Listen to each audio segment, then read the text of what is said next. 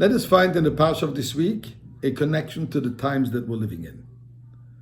And obviously the times, we're talking this unusual, difficult moment that we're living in. And how do we relate to this in the parsha of this week? And it's so clear, so amazing how it's right here.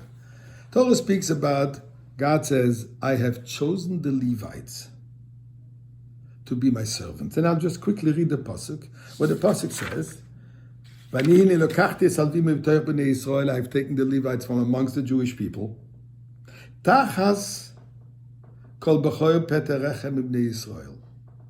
Instead of the firstborn. And now the Levites should become my Leviim. And God explains. Because originally, originally all the firstborn were belonging to me on the day when I slew the Egyptians' firstborn. And at that time, I have sanctified, I've dedicated the firstborn that they should be completely devoted and dedicated to serve me in the temple.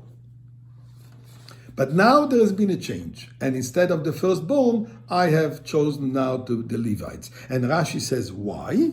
And Rashi says, because unfortunately, when it came in the desert, the time of when the Jewish people did the golden calf, and everybody participated, except for the Levites. So God said, all those who went to look in different pastures, who were going to serve idols, they cannot be totally dedicated for me to serve in the temple. And therefore, the Levites, who they were the single tribe who as a tribe completely did not participate in the Chet Egel, I have chosen them to be my servants. Question is asked now, in the time of the Bet HaMikdash, in time of redemption, when there will be no more stain, no more remnant, no residue left of the Chet Egel of the sin of the golden calf, the world will be purified completely. Will the Bechorim, will the firstborn once again return to their original position of being the quote-unquote Levites? And if yes, what happens with the Levites? Are they going to be demoted to just like anybody else?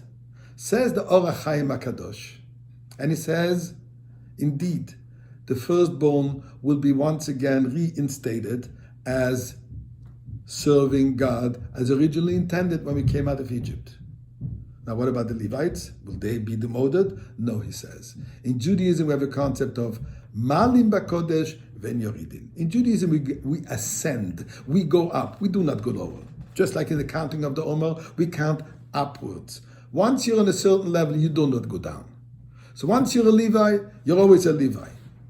And we know the little joke that this individual wanted to come and convert to become a Kohen. The rabbi looks at him and says, sir, there is no such procedure to convert to a Kohen. He says, Rabbi, $100,000. Says, it's very enticing, but there is no such a thing. And by the way, he says, I never see you in shul anyway. Why do you want to become a Kohen? He says, look, my father was a Kohen, my grandfather was a Kohen, I want to be a Kohen too. So the Levites will not be demoted. The Levites will continue having their position. Wonderful. What does it mean? What does the Levi represent and what does the firstborn represent? As we know, as we just, in our little story, Levi goes by paternal lineage. Father a Levi, son a Levi. Firstborn, as the pasuk says, Peterechen. First coming out of the mother's womb. So this comes from the mother. Father and mother, husband and wife, Ish ve'isha represents two qualities. When we talk about Isha, Ish represents in Sfirot, in the godly attributes, it represents a higher level of godliness, a higher level of influence, the one who shines, the one who gives, the provider because he has it. Isha represents the receiver, which represents Malchus, kingdom.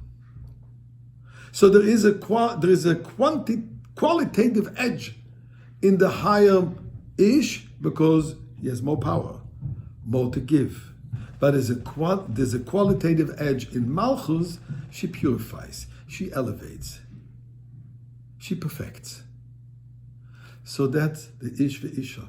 The Levi represents the power of the Ish. So in time of exile, we need more influence. We need more godly influence. And therefore, during the time of exile, after the sin, they were the ones who were chosen to do the service in the temple. We need more godly inspiration.